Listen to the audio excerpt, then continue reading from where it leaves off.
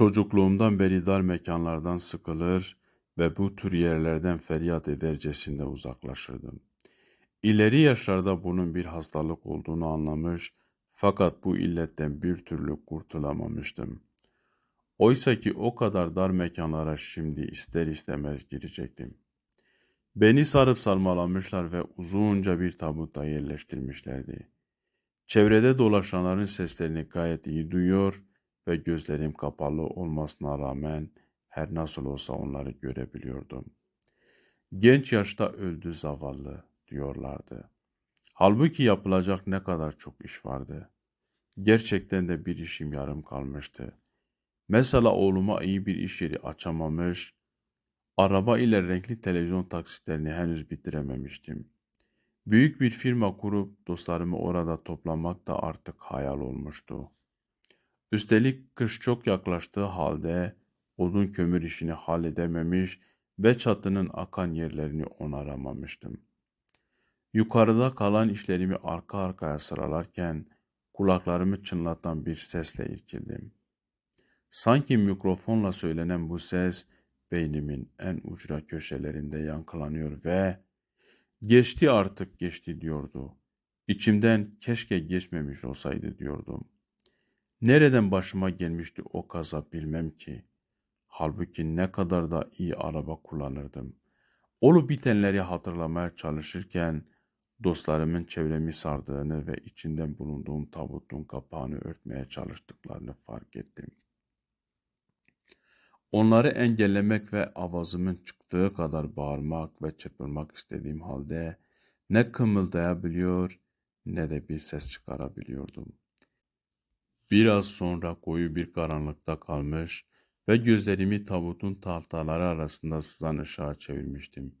Dehşet içinde aman Allah'ım dedim. Ne olacak şimdi halim? Korkudan hiçbir şey düşünemiyordum. Bu arada omuzlara kaldırılmış ve sallana sallana götürülmeye başlanmıştım. Dışarıdaki seslerden yağmurun yağdığı belli oluyor ve su damlacıklarının sesi tabutumun gıcırtısına karışıyordu. Cenaze namazı için camiye gidiyor olmalıydık. Cami deyince aklıma gelmişti.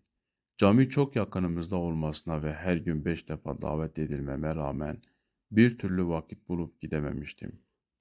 Ama her zaman söylediğim gibi 50 yaşına gelince namaza başlayacak ve herkesin şikayet ettiği kötü alışkanlıklarımı terk edecektim. Evet şu kaza olmasaydı. İleride ne iyi bir insan olacaktım. Daha önceden duyduğum ve nereden geldiğini kestiremediğim ses, geçti artık geçti diye tekrarladı. Bitti artık.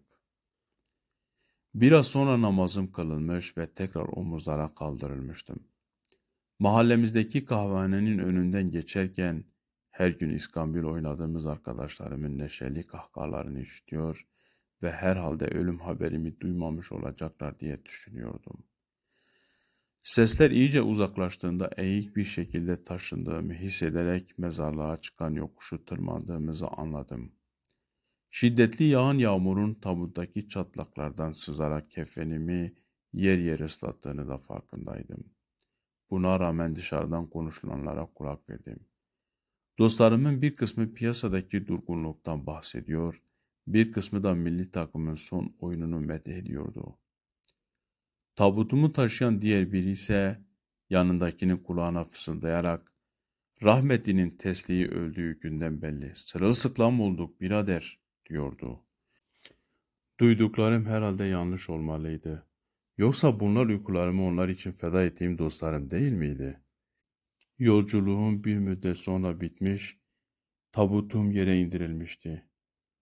Kapak tekrar açıldı ve cansız vücudumu yakalayan kollar beni dibinde su toplamış olan bir çukura doğru indirdi. Böyle boyunca yattığım yerden etrafıma baktım. Aman Allah'ım, bu kabir değil miydi? O ana kadar buraya gireceğimi neden düşünmemiştim? Sessiz feryatlarımı kimseye duyuramıyor ve dostlarımın üzerimi örtmek için yarıştığını hissediyordum. Tekrar zifiri karanlıkta kalmış ve bütün acizliğimle dua etmeye başlamıştım. Ya Rabbi bir fırsat yok mu? Seni istediğin gibi bir kul olayım ve kabrimi cennet bahçelerinden bir bahçeye çevireyim diyordum. Aynı ses her zamankinden daha şiddetli olarak geçti artık geçti diye tekrarladı. Her şey bitti artık. Mezarımı örten tahtaların üzerine atılan toprakların çıkardığı ses gök gürültüsünü andırıyordu ve bütün benliğimi sarsıyordu. Son bir gayretle yerinden fırlayarak gözlerimi açtım. Odamdaki rahat yatağımda yatıyor fakat korkunç bir kabus görüyordum. Bitişik dairede oturan doktor arkadaşım beni ayıltmaya çalışarak "Geçti artık geçti, geçti bak hiçbir şeyin kalmadı" diye bağırıp duruyordu.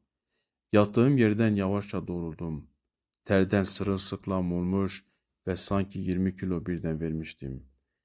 Dışarıda sağanak halinde yağmur yağıyor, şimşek ve gök gürültüsünden bütün ev sarsılıyordu. Etrafımdakilerin şaşkın bakışları arasında kendimi toparlamaya çalışırken, "Ya Rabbi sana zerrelerim adedince şükürler olsun" diyordum. İyi bir kul olmak için ya bir fırsat vermeseydin?